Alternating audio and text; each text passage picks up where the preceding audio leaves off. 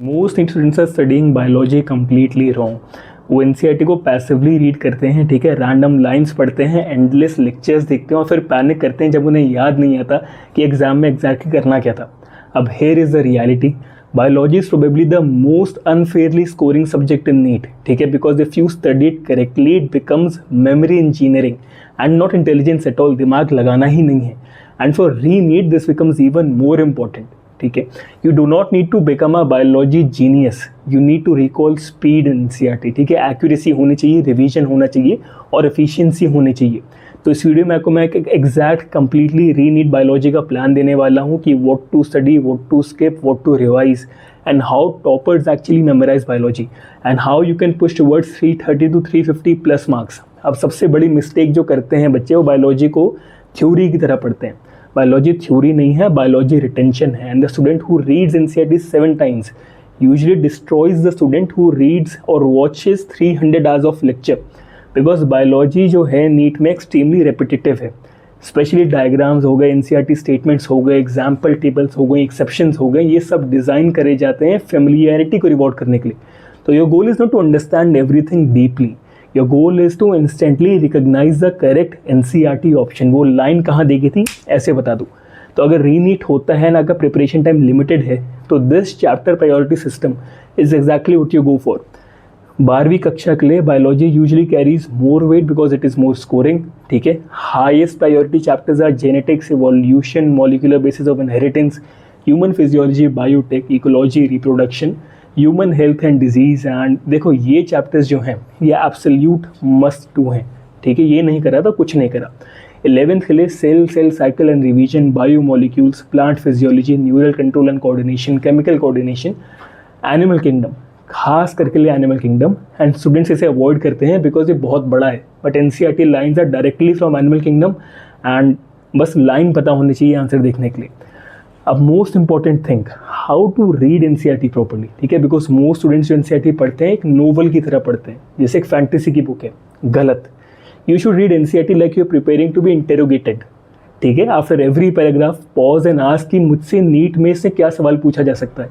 Definition पूछ सकते हैं, example, exception, years, scientist, diagram, function, location, कुछ भी पूछ सकते हैं। और do not highlight the entire book like a psychopath, ठीक है। Only mark exceptions, confusing facts या फिर PYQ के रिपीटेड एरियाज या फिर टर्मिनोलॉजी, ठीक है। NCERT diagrams are massively underrated. Many questions come indirectly from diagrams themselves, ठीक है। स्पेशली हार्ट हो गया, नेफ्रॉन, फ्लावर हो गया, या DNA रेप्लिकेशन हो गया, बायोटेक्नोलॉजी के प्रोसेसेस हो गए, ये सब डायग्राम हेवी क्वेश्चंस है। अब रिवीजन की अगर हम बात करें तो जहाँ पे रैक इन्फ्लेशन यूजुअली होता है वो रिवीजन से ही होता है, not from studying from revision, ठीक है। 3 layers of revision system exactly ऐसी होनी चाहिए। लेयर 1 है एनसीईआरटी रीडिंग, सबसे पहले रोज़ रीड करो। दूसरा PYQs करो। तीसरा नीट के रिपीटेड पैटर्न्स कंसिस्टेंटली कॉन्स्टेंटली बार बार रिवाइज करो। अब मिस्टेक नोटबुक बनाओ, this is your gold mine, ठीक है। कन्फ्यूजिंग स्टेटमेंट्स को लिखो, रॉन्ग ऑप्शंस को लिखो, फॉरगॉटन फैक्ट्स को लिखो, एक्सेप्शंस को लिखो। Revise only this before mock test. Mock test के पहले रिवीजन नोटबुक बस एक बार रात में पढ़ के सो जाओ। अब मोस्ट स्टूडेंट्स जो है मेमोरी को फोर्स करते हैं खाली रेपिटेशन के थ्रू, बट खाली रेपिटेशन से वो बार बार भूल जाते हैं।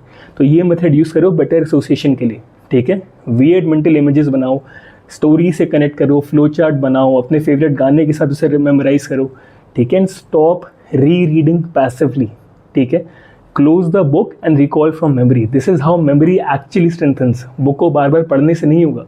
एंड अगर रीनीट होता है तो mock test are the most critical things, because time test and mock test are a gold mine.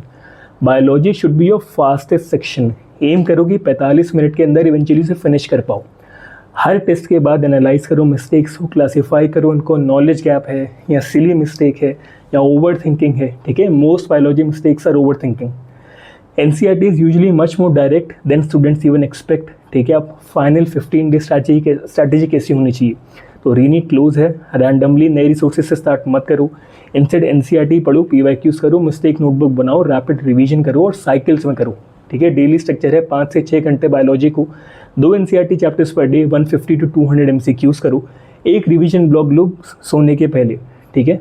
और रात में revision massively improve retention, because memory जो है सोते समय ही स्ट्रेंथन होती है। अब देखो, biology is not about being the smartest students, it's about becoming extremely familiar with NCERT.